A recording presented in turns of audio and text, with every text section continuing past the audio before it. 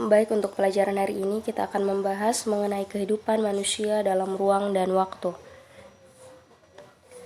Nah, ini merupakan materi-materi yang akan kita pelajari, yaitu manusia hidup dalam ruang dan waktu, kemudian manusia hidup dalam perkembangan dan berkelanjutan, kemudian keterkaitan peristiwa sejarah dan kehidupan masa kini.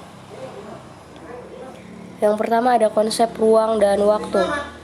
Konsep ruang itu merupakan tempat terjadinya suatu peristiwa atau kecakupan pembahasan. Kemudian ada konsep waktu. Konsep waktu ini terdiri atas perkembangan. Perkembangan di sini masyarakat mengalami pergerakan berturut-turut dari satu bentuk ke bentuk yang lain. Kemudian ada kesinambungan. Kesinambungan itu masyarakat tetap mengadopsi lembaga dan kebiasaan lama. Kemudian ada pengulangan. Pengulangan itu peristiwa pada masa lalu yang terjadi lagi. Kemudian ada perubahan, itu masyarakat mengalami pergeseran dan perkembangan. Nah, jadi di sini tugas kalian adalah langsung tulis di grup WA mengenai contoh-contoh perkembangan, contoh kesinambungan, contoh pengulangan, dan contoh perubahan. Itu yang pernah terjadi dari masa lampau sampai masa kini. Yang berkaitan dengan konsep waktu, silahkan ditulis masing-masing minimal satu contoh, tulis di grup WA. Kemudian lanjut di kedudukan manusia dalam sejarah. Manusia sebagai objek sejarah. Sejarah hanya bercerita tentang manusia dalam ruang dan waktu tertentu. Objek sejarah menunjukkan bentuk perubahan atau perkembangan aktivitas manusia dalam dimensi waktu atau masa lampau. Kemudian ada manusia sebagai subjek sejarah. Di sini manusia berperan sebagai pelaku sejarah. Kemudian pelaku sejarah merupakan orang yang terlibat secara langsung dalam peristiwa sejarah. Selanjutnya ada konsep perubahan dan keberlanjutan. Nah, kehidupan manusia itu diwarnai dengan perubahan dan keberlanjutan.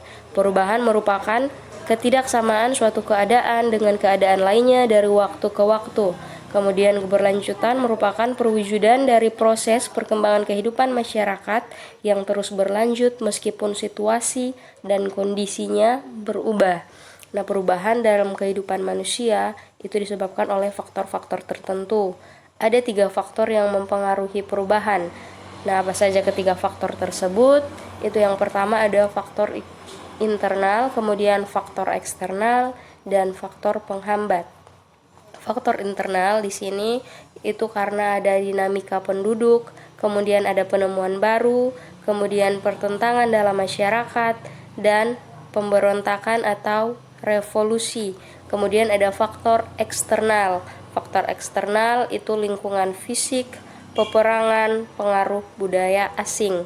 Kemudian ada faktor penghambat, itu karena perkembangan ilmu pengetahuan yang terhambat, kemudian sikap tradisional masyarakat, kemudian kepentingan yang tertanam kuat, kemudian ada hambatan ideologis, dan yang ketiga ada adat dan kebiasaan.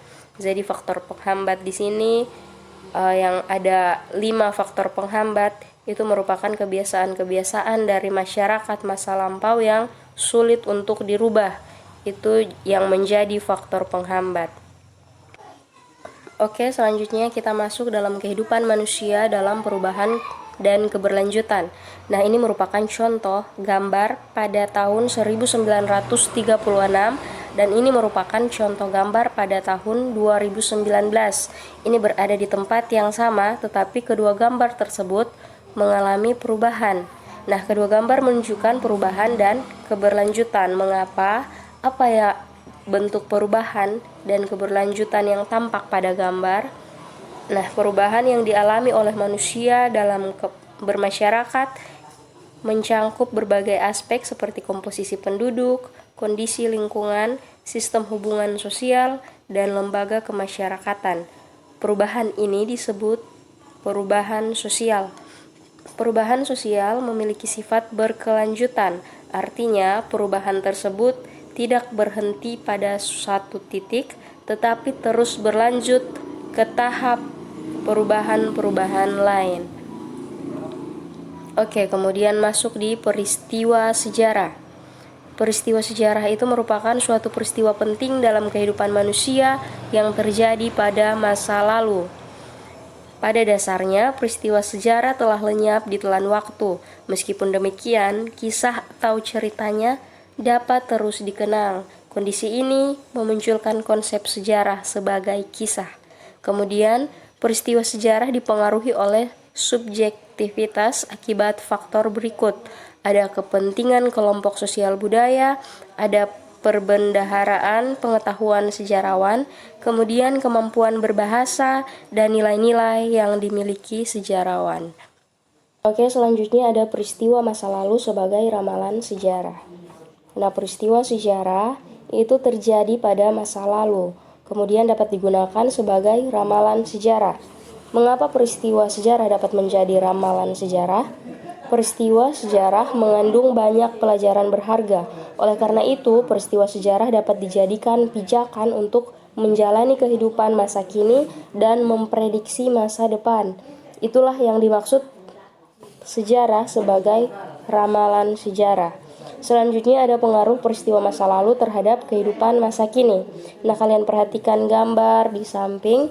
Apa tampak peristiwa tersebut bagi kehidupan masyarakat Indonesia pada masa tersebut dan masa kini? Nah, setiap peristiwa itu selalu berkaitan atau berurutan atau disebut dengan kronologis. Keterkaitan tersebut tidak lepas dari dimensi ruang dan waktu. Oleh karena itu, seseorang harus mampu memahami pembabakan waktu dan peristiwa sejarah atau disebut dengan periodisasi secara berurutan atau kronologis. Peristiwa masa lalu tersebut berpengaruh bagi kehidupan manusia pada masa kini dan masa depan. Oke, sekian untuk pembahasan kita hari ini. Silakan kalian menjawab pertanyaan yang tadi di awal mengenai konsep waktu. Silakan ditulis di WA. Oke, terima kasih.